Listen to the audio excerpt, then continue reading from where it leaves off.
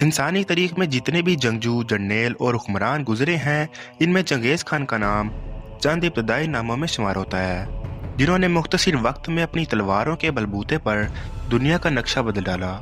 چنگیز خان کو تاریخ میں خوف، دہشت اور بربریت کا ایک بھیانک باپ جانا جاتا تھا۔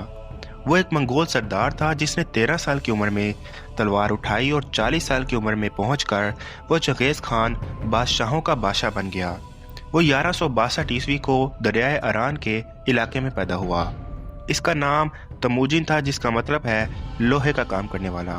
صحرائے گوبی کے شمال میں دریائے کیرولین اور دریائے اونان کی زرخیز وادیوں میں ان گنت قبائل آباد تھے، جن میں سے کچھ منگول قبائل تھے۔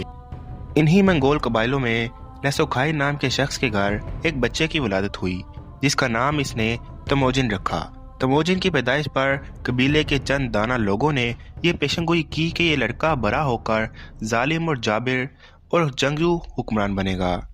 دوستو، منگول قوم ایک وحشی قسم کی شکاری قوم تھی۔ یہ علاقہ چونکہ برفانی تھا، لہٰذا انہیں برفانی سردی اور بھوک سے بچاؤ کے لیے کھالوں اور خوراک کی ضرورت ہوتی تھی۔ لہٰذا یہ لوگ چھپ کر اور گھات لگا کر بارہ سنگھا کا شکار کرتے تھے۔ یہ لوگ سردی سے بچنے کے لیے جانوروں کے گوشت کے ساتھ ساتھ ان کی آنتیں تک کھا لیا کرتے تھے اور ان کا خون بھی پی جاتے تھے۔ جس دن تموجن پیدا ہوا، اس کی قوم سینکڑوں خاندانوں میں تقسیم ہو چکی تھی، حتیٰ کہ ان کا اپنا قبیلہ بھی ان سے ناراض تھا۔ ابھی تموجن چھوٹا ہی تھا کہ اس کے باپ کو اس کے دشمنوں نے زہر دے کر ہلاک کر دیا۔ دوستو، یہ وہ لمحہ تھا جس نے تموجن کا بچپن اس سے چھین لیا اور اس کی زندگی کو ایک نیا موڑ دے دیا۔ اس وقت وہ بالکل تنہا ہو کر رہ چکا تھا، لہٰذا اپنی ماں کے زیر سایہ اپنے دوسرے بہن بھائیوں کے ہمراہ پروان چلتا رہا۔ اس کی ماں اکثر راتوں کو اسے اپنے پاس بٹھا کر اس کے آباء و اجداد کی بہادری اور جرأت کے واقعات سنایا کرتی تھی، جس کا اس پر بہت ہی گہرا اثر ہوتا تھا۔ لہٰذا اس کی بدولت وہ بچپن ہی سے نڈر اور بہادر بن گیا تھا۔ یوں ہی وقت گزرتا گیا اور آخر کار 1175 عیسوی کو اسے اپنے قبیلے کا سردار بنا دیا گیا، مگر اس کے اپنے ہی قبائل کے آپس میں جھگڑے شروع ہو گئے۔ اس نے تمام قبائل اور حلقوں کو اپنے زیر اثر کرنے کی بھرپور کوششیں شروع کی۔ کیونکہ اس وقت منگولیا پر کئی قبائل کی حکومت تھی، لہٰذا صورتحال کا جائزہ لینے کے بعد تموجن نے نہایت سمجھداری کا مظاہرہ کرتے ہوئے سب قبائلی سرداروں کو اکٹھا کیا اور مل کر دیگر علاقوں کو فتح کرنے کا منصوبہ پیش کیا، جسے قبائلی سرداروں نے خوب سراہا اور اس کی دانش مندی کے قائل ہو گئے اور اسے متفقہ طور پر اپنا سردار تسلیم کر لیا، اور دریائے انان کے قریب مجلس میں اسے چنگیز خان کا خطاب دے دیا گیا۔ چنگیز خان نے اپنی منصوبہ بندیوں اور ذہانت کے بلبوتے پر منگول سلطنت کو ایک مضبوط ریاست کے طور پر متعارف کروایا۔ اس نے منگول سلطنت کی فوج کی تعمیر نو کی اور دیگر اداروں کو بھی مضبوط کیا۔ اس نے فوجی تنظیم کے جو اصول متعارف کروائے، وہ صدیوں تک فوجی ماہروں کے لیے مسئلہ راہ کا کام کرتے رہے۔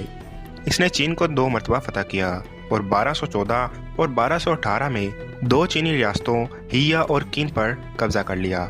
دوستو، چنگیز خان کی حکمت عملی اور جنگی منصوبہ بندی نے چینیوں کی کمر توڑ کر رکھ دی تھی اور وہ سب بے بس ہو کر رہ گئے۔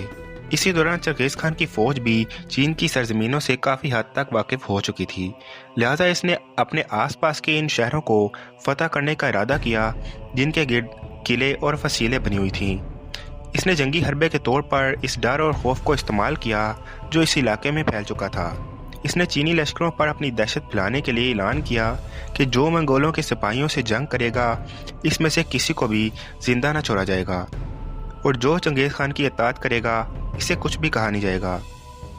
دوستو، چنگیز خان کی زندگی کا اہم واقعہ 1219 میں پیش آیا، جب اس کے چند سفیر جو مختلف ممالک میں بھیجے گئے تھے قتل ہو گئے۔ چنگیز خان نے اس واقعے کو عالمی سطح پر ابھارا اور اس دن وہ دنیا کو فتح کرنے کے ارادے سے نکل کھڑا ہوا۔ اسی سال اس نے شمالی چین اور افغان سرحد کے علاقے فتح کیے۔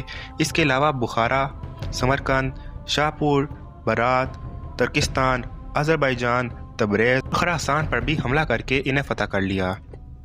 اس کی فوجوں نے جنوبی روس اور شمالی چین تک یلغار کی اور 6500 کلومیٹر رقبے کا مالک بن گیا۔ اس کی سلطنت شمالی چین سے جورجیا تک پھیلی ہوئی تھی اور اس نے اتنی بڑی سلطنت کے حصول کے لیے 84 لاکھ لوگ قتل کروا دیے تھے، اور اسی لحاظ سے اسے تاریخ کا سپاک ترین حکمران بھی سمجھا جاتا ہے۔ مگر یہاں سوال یہ پیدا ہوتا ہے کہ آخر یہ سب کیسے ممکن ہوا؟ चंगेज़ खान ने आखिर आधी दुनिया को फतह कैसे किया। दोस्तों, ये एक दिलचस्प हकीकत है। दरहकीकत बचपन ही से जहानत और बहादुरी की बदौलत मशहूर होने वाले चंगेज़ खान ने जंगी हिकमत अमली के लिए 2 फार्मूले बनाए थे। पहला फार्मूला इसकी रफ्तार थी। इसके लश्कर की रफ्तार बहुत ज़्यादा तेज़ थी। वो एक हफ्ते में वहाँ पहुँच जाता था जहाँ पहुँचने में दूसरी कौमों को 1 महीना लग जाता था। इस मकसद के लिए इसने पैदल रास्ते ख़त्म करके अपना सारा लश्कर घोड़ों पर मुंतकिल कर दिया था। इसके सिपाही के पास 3 घोड़े मौजूद होते थे। दौरान सफ़र जब किसी सिपाही का घोड़ा थक जाता तो वह इस घोड़े को ज़िबा कर देता था। इसका खून दूसरे घोड़ों को पिला दिया जाता था और गोश्त काट कर अपने पास रख लेता था और यूं दूसरे घोड़ों पर सवार हो जाता। लिहाजा चंगेज़ खान का लश्कर बगैर रुके आगे बढ़ता चला जाता था। दोस्तों, दूसरा फार्मूला इसकी तकनीक था। क्योंकि मंगोली फ़ौज के लोग, ततारी लोग तरीक के वही पहले लोग थे जो घोड़ों पर बैठकर तीर चला सकते थे।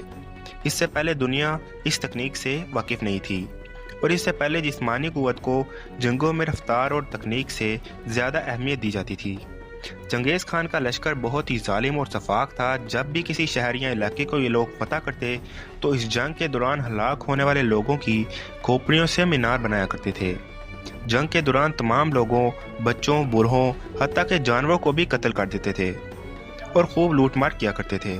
दोस्तों, चंगेज़ खान 18 अगस्त 1228 को एक जंगी मुहिम के दौरान मारा गया, जिसके बाद इसके बेटों ने इसके गुलामों, बीवियों और घोड़ों को ज़िबा करके इसके ख़जानों के साथ किसी नामालूम जगह पर दफन कर दिया था। यूं चंगेज़ खान की कब्र 800 साल तक दुनिया की नज़रों से ओझल रही, मगर अक्टूबर 2003 में चंगेज़ खान का मकबरा दरियाफ्त हुआ और दुनिया को पहली बार इसके मालो मता और इसकी शान और शौकत का अंदाज़ा हुआ। दोस्तों, चंगेज़ खान के बारे में ये भी कहा जाता है कि वो मुसलमानों पर भेजा हुआ अल्लाह का एक अज़ाब था। इसकी हकीकत कुछ यूं है। एक दफ़ा चंगेज़ खान के कुछ आदमी तजारत की गर्ज से ख्वारिज़म की तरफ निकले।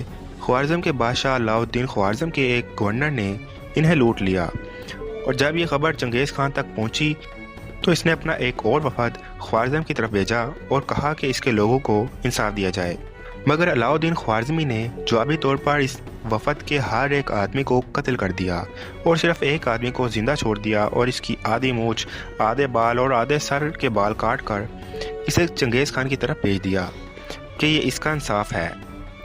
दोस्तों, चंगेज़ खान इस वक्त शिकार करने में मसरूफ़ था। जब इसे ये खबर मिली तो वो एक पहाड़ी पर चढ़कर पुकारा कि ए मुसलमानों के खुदा, ए मुसलमानों के अल्लाह, तेरे बंदों ने मुझ पर जुल्म किया और मुझे तुझसे इसका बदला चाहिए।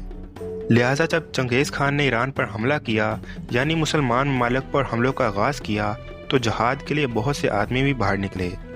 इन्हीं आदमियों में से कुछ अल्लाह वाले लोग भी मौजूद थे। वो लोग जब जहाद के लिए निकले तो उन्होंने देखा कि चंगेज़ खान के लश्कर के पीछे फरिश्तों की जमातें मौजूद हैं और वो ये कह रही है कि ए काफिर जमात, इन जालिमों पर टूट पड़ो और इन्हें ख़त्म कर दो। दोस्तों, चंगेज़ खान अक्सर कहा करता था कि मैंने ज़िंदगी में हर दुश्मन को शिकस्त दे दी है, मगर मैं अपनी तकदीर को फतह ना कर सका। और यही दुनिया के अंदर इंसान की हकीकत है। इंसान सबसे लड़ सकता है, जुल्म और सितम की दास्तान रकम कर सकता है, मगर आखिर में इसे अपने इंजाम को ज़रूर पहुंचना है। दोस्तों, मुझे उम्मीद है कि आज की हमारी ये वीडियो आपको इन्फॉर्मेटिव लगी होगी और आपको पसंद आई होगी। अगर ये वीडियो आपको अच्छी लगी तो इसे लाइक कीजिए और दोस्तों के साथ ज़रूर शेयर कीजिए। मज़ीद इस तरह की वीडियोस देखने के लिए हमारे चैनल को सब्सक्राइब कीजिए और अपनी राय का इज़हार कमेंट सेक्शन में कीजिए। दोस्तों, मेरा नाम है हैदर अली और आप देख रहे हैं अली फैक्ट हाउस। अब मैं आपसे मिलूंगा ऐसी ही नई इंटरेस्टिंग वीडियो में। अपना बहुत सा ख्याल रखिएगा। Thanks for watching this video. अल्लाह हाफिज़।